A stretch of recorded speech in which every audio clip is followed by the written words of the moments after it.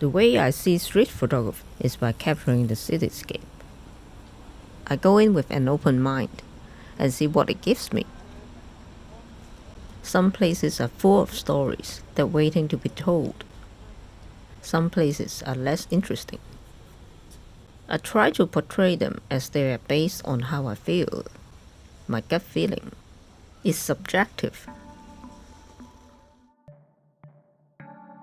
Yes, photography is subjective like music. Either your audience vibes with it or don't. We're not shooting 360 videos. It's entirely up to you what to show the audience or hide from them. After all, it's a photo that shows a small portion of real life. As I said before, photography is a decision-making process. So I constantly ask myself this question: what do I want to show the audience? The answer is human. Without humans, it's just a cold, empty space. Don't you think? What fascinated me the most is the connection between the people and the place. There are many styles of street photography. I've shown you a few on this channel. I like candid shots, meaning I don't ask people to pose for the camera. Sometimes I take portraits of shop owners. I capture it as it is, whether they see me or not. I think it's called environmental portraits. So by capturing their surroundings, you can get to know more about their lives. They're usually medium wide shots. I want to show the audience the details of the shop. If I go too tight or use a shallow depth of field, it's missing the point.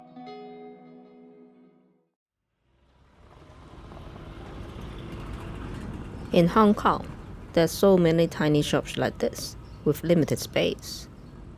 I mean, it's Hong Kong. The rent is staggering. I'm fascinated by how people utilize space, the creativity. Like this lady, super organized. This is a mahjong store. You can see the chips.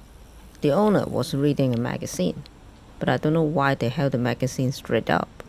Everything seems two-dimensional at this point. It's visually interesting.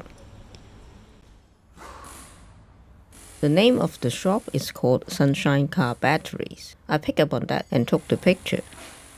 He saw me, but he didn't stop me. Probably because I was in a Hawaiian shirt and I was tanned. He might think I'm just a tourist. He was comfortable in his space. It was a quick one. I was walking in his direction anyway. From this angle, we can see the clock and some liquor on the shelf, the handwritten font on the signage, the rust on the floor. This is the kind of detail I would like the audience to pick up on. Really cool. Do you know what this shop sells? It's a souvenir shop for tourists. He was pleased to see us. I was with a mini-film crew. They were interviewing him. So naturally, he let us take his portrait. I can show you other pictures I took in this neighborhood. It's a fishing village. Sorry about the super high contrast. I pushed the film 2 stops, and as a result, part of them was overexposed. Most of the time, I take one picture only because it's film. So I try to get a composition that can tell the story about the subject in the frame. What they do and what their environment is like. In other words, I try to squeeze as much information as possible into one frame.